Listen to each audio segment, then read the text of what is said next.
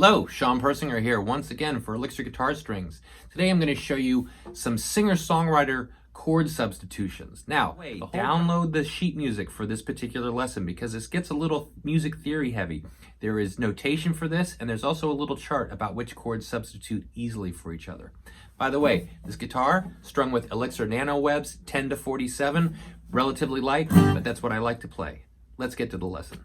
So this really common chord progression of a G, D, E minor, C in the key of G, we call that a 1, 5, 6, 4.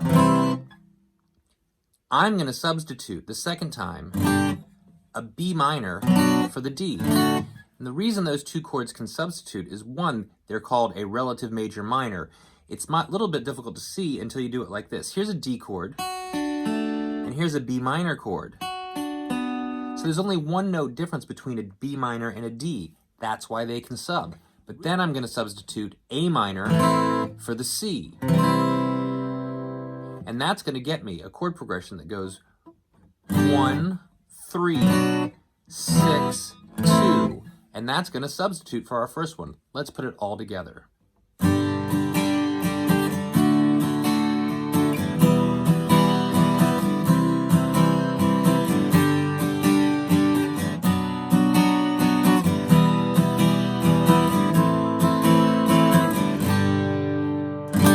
So that's a little more interesting than just doing the same 4 chords over and over again.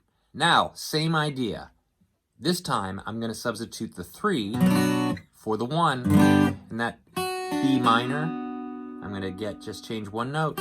There's my G, that's why that one subs. But here's the really cool one. The D chord is its substitution is going to be an F chord. Now the reason this works is because a D chord in the key of G is the 5 chord, which is sometimes played as a D7.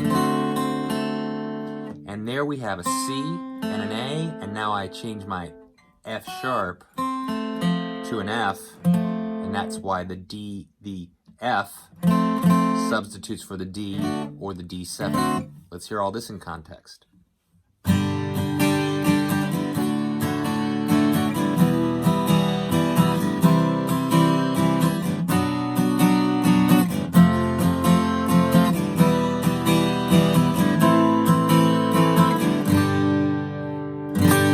Once again, I substituted the 2 for the 6 at the end of that progression. Now this last one is a little more complicated. We're going to have to play a B flat major 7 chord, and that's going to sub for our D chord because here is the 2 notes in the D, and the same 2 notes are in the B flat major 7. The next chord is going to be an A minor 7. That's a 2 with a 7 in it, substituting for the 6. And you can see these 2 notes are in the E minor chord, and they're also in the A minor 7, so they sub. And in the last measure, I'm going to put 2 chords in really quickly. The thing I really like about this progression is we get this chromatic movement. B minor, B flat major 7, A minor 7. Let's put it all into context.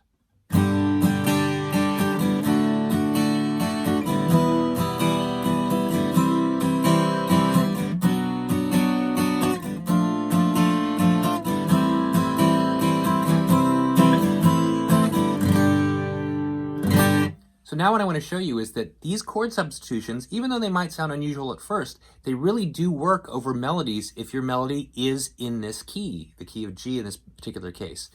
So I've written a very simple melody that repeats over and over again, but I'm going to keep doing all of the substitutions as I play through the melody. Here we go, starting at the very beginning. 1, 2, 3, 4.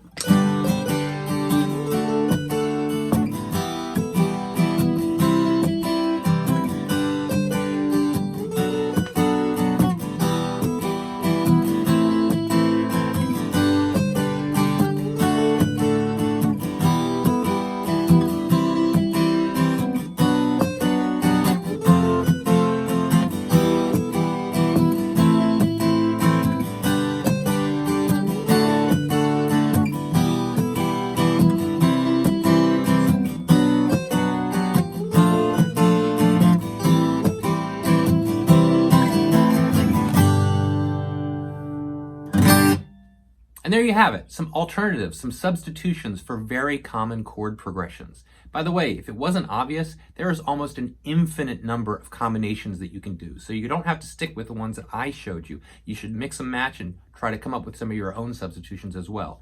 And remember, download the sheet music for this, the little cheat sheet that shows you which chords substitute for other chords, and be sure and subscribe and like. And as always, thank you so much for watching.